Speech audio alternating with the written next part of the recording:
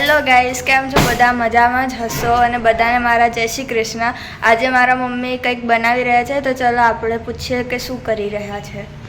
તમને અમારા વિડીયો પસંદ આવતા હોય તો લાઇક, શેર અને સબસ્ક્રાઈબ જરૂરથી કરજો। ઝીણી સમારેલી ડુંગળી, વટાણા, ઝીણા સમારેલા ટામેટાં અને કેપ્સિકમ મરચાં આપણે તેલ ગરમ થઈ ગયું છે તેમાં નાખીને થોડા શેકવા દઈશું।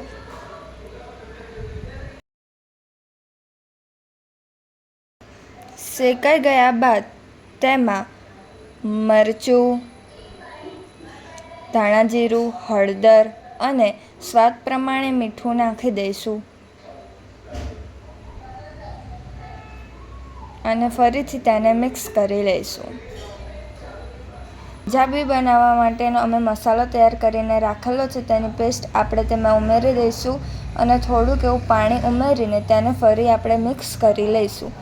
મિક્સ થઈ ગયા બાદ આપણે તેને 5 થી 10 મિનિટ ચડવા દઈશું અને તેમાં પનીરના સ્મોલ પીસીસ કટ કર્યા છે તેને આપણે ઉમેરીને તેને આપણે મિક્સ કરીશું।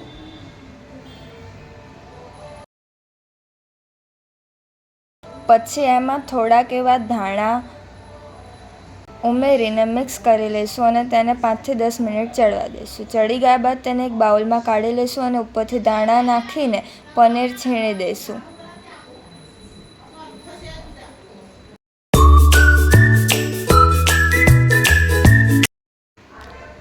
રાધે રાધે।